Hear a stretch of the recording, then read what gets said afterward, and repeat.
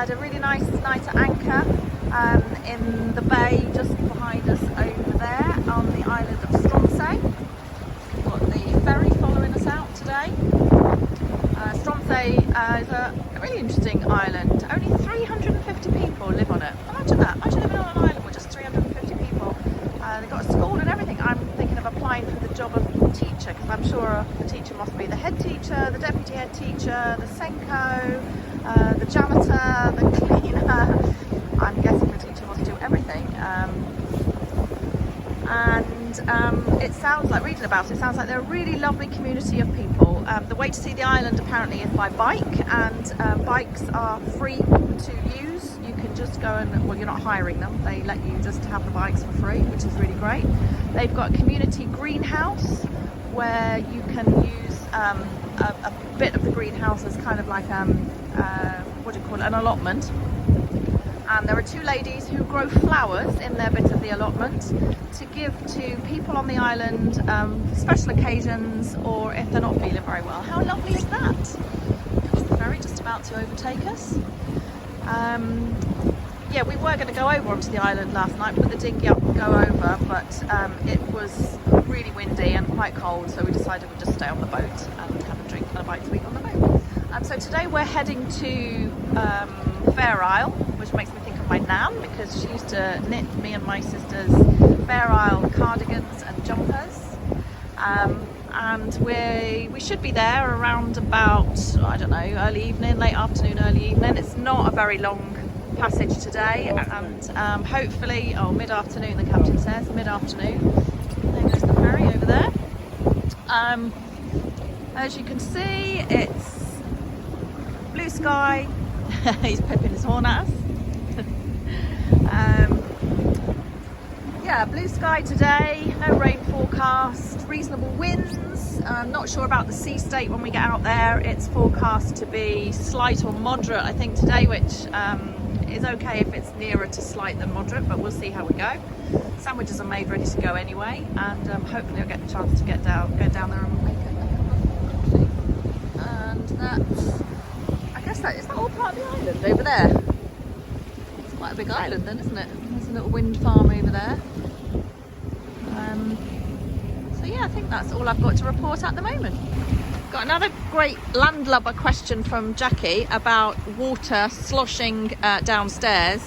After my video yesterday when I said that we'd got waves coming over the bow, but luckily we hadn't had anything in the cockpit. So we've been sailing this boat now since 2016, and we've never had water downstairs in the saloon.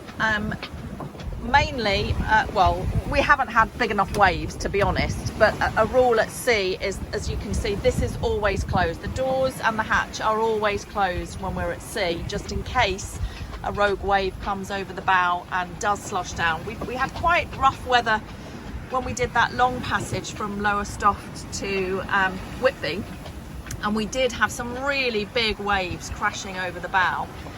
But all that was happening was that it was either coming down the gunnels of the boat down here, down the sides, or some of it did actually come through and underneath the spray hood down there and just kind of dribbled down here, and then, but there was very little. Yesterday we had a little bit of water come into the cockpit from the back there, from some wash from the ferry when we were at anchor. Very little, it just splashed up and just came up there.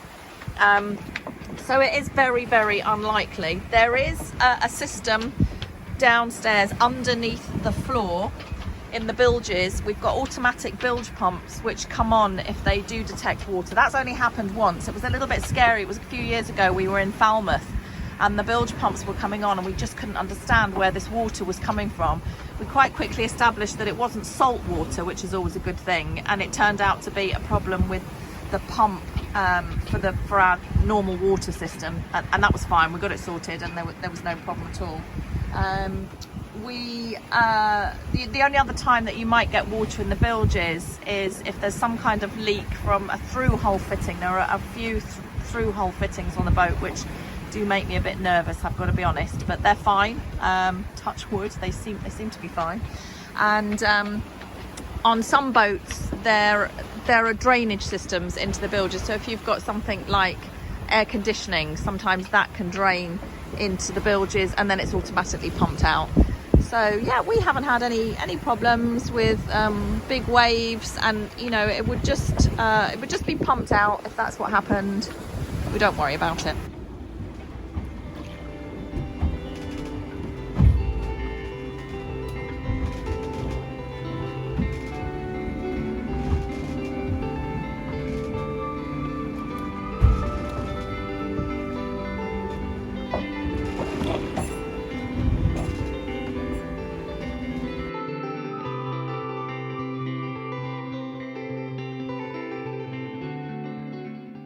There aren't any outlying hazards around Fair Isle, but there is a large rock on the left side of the entrance into North Haven as you approach.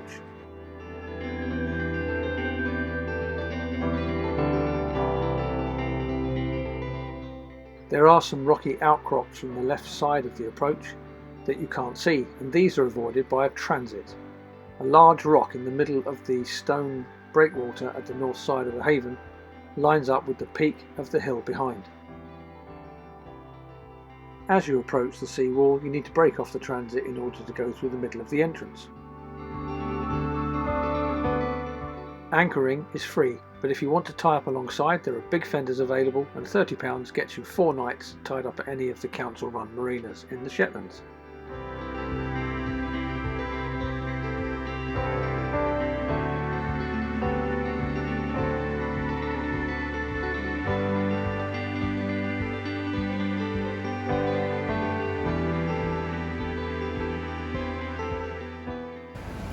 Good morning!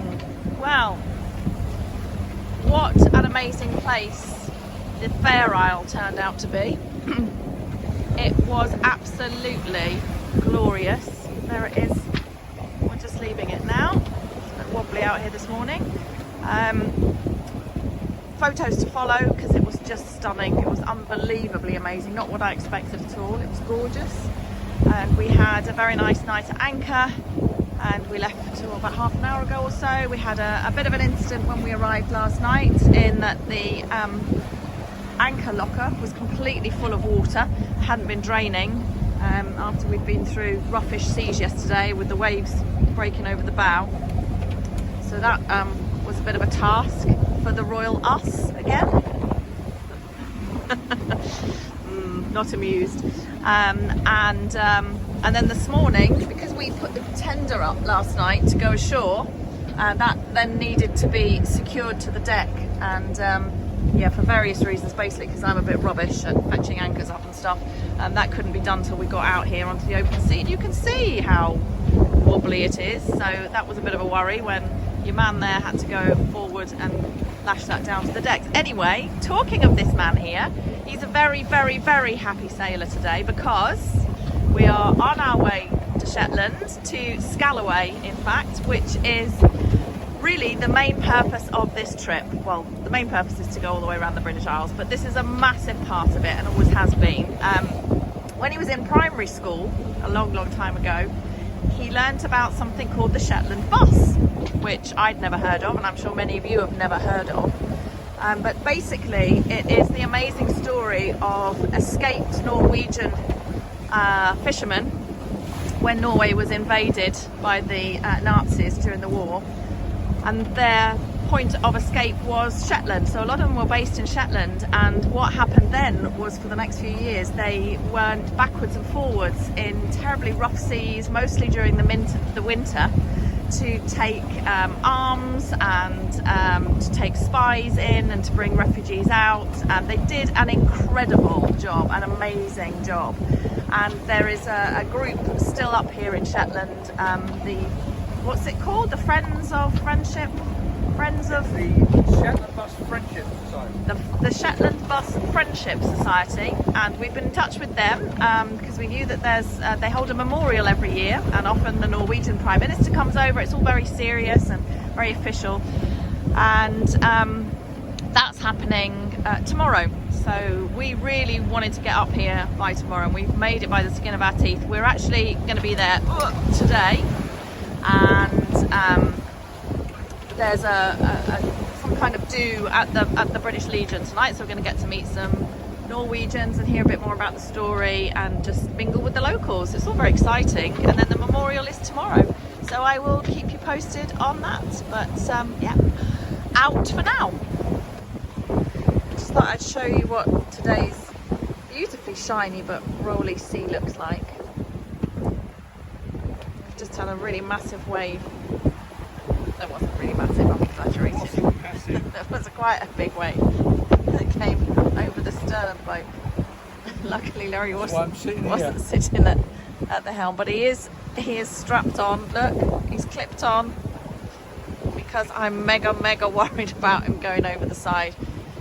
Basically because I don't know how to handle the boat without him.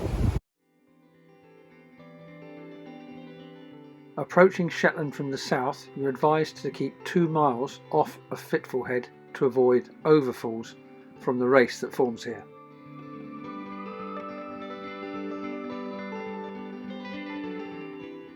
Approaching the South Channel, there are some outlying rocks to be careful of, and you need to zoom in to see these on your chart.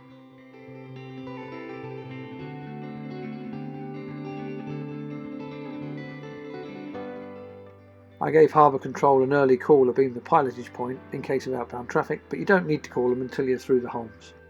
The notes say to go quite close to Fuglaness in order to miss Hellier Bar and Bullier Skerry.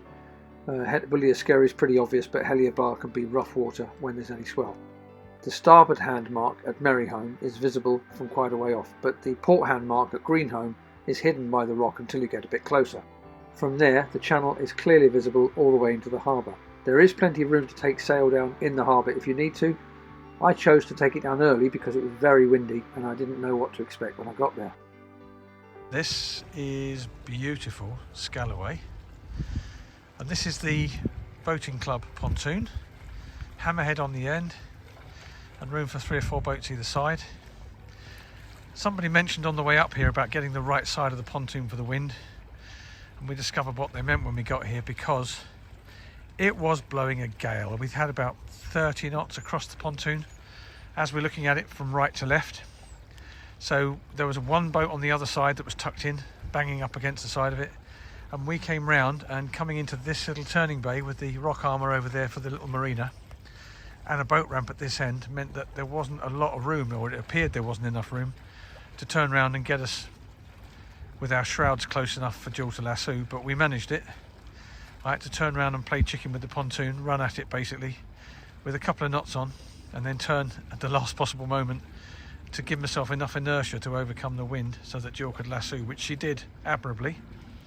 We then had to use a trick that somebody on the channel gave me actually, where the normal method of motoring against the midlines to spring in just would not work. There wasn't enough energy in the engine to overcome the immense wind pushing at the side. So we borrowed a trick from the comments on an earlier video, and we rigged a line from that mid-cleat on the pontoon around the outside of the mid-cleat over the top of the line that we'd already got on, took it back to the winch and just winched the boat in. So we got in without incident, but it was really tough. The other boat on the end there was a charter boat that came back about an hour after us, and they had a devil's own job getting on, and they had a very rocky night. The wind's calmed down a little bit now, so it's not so bad, but they had a pretty uncomfortable evening. The boat on the outside couldn't get off this morning when he tried to leave, and we ended up manhandling him out by just literally pushing his transom out along that hammerhead to the point where he could back away, because the wind hadn't dropped quite so much then. So really good reminder of why it's a good idea to go to the leeward side of a pontoon if you get the choice, because we had a comfortable night and nobody else did. That said, thank you to whoever it was, I can't remember your name now, but thank you for the comment about winching in, because it really did help us yesterday.